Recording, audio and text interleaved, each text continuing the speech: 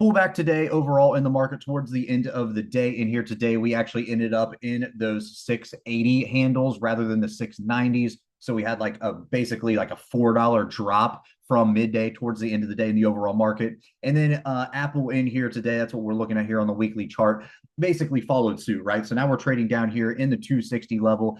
We thought that 265 was going to be the number that we could get a nice little bounce off of in here this week. Obviously, that's not the case since we were basically breached that yesterday going into today. So now we're trading down here the 260s. Our next major support is going to be right here at this 259.24. Anything below there, you're looking at 255.46.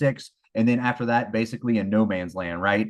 So to the upside, what are we going to be watching? We're going to be looking at the 261, 265, and then we're watching this 9-day EMA right here, this blue line. That is going to be your 268 level. So we're going to see what happens in here going forward in the next couple trading sessions. You do have a $3 expected move being priced in by your options trader, $7 by next week by your options traders. And if you go all the way out towards the end of the month, that is going to be a $12 expected move. And we do have earnings coming up January 29th. So tech is going to be reporting at the end of the month in here. So a couple more weeks, we're going to get some more volatility overall. But right now, a little bit of IV spike, especially with that drop towards the end of the day in here. So that's why we got a little bit of a pop and a little bit of a larger expected move in here with a $3 expected move priced in by the next two trading sessions. So again, what are we looking at to the upside in here? We're watching 261, 265, 267, 268. On the downside, we're looking at 259, 255, basically no man's land until you get down to 245. So that's what we're looking at as far as our overall levels. We're going to keep an eye on the overall markets to see if any news catalyst is going to change anything. But overall, what we saw in the overall markets today is what exactly happened in Apple. We saw in Apple, that's exactly basically following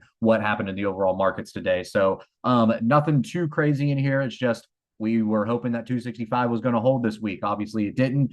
So let's watch out and see what's going to happen here the rest of the week. We're going to see if the 260s hold. Hopefully, we can get a little gap up, and then we can kind of go up and play with those 261s tomorrow. If not, then 259 and 255 are going to be on deck.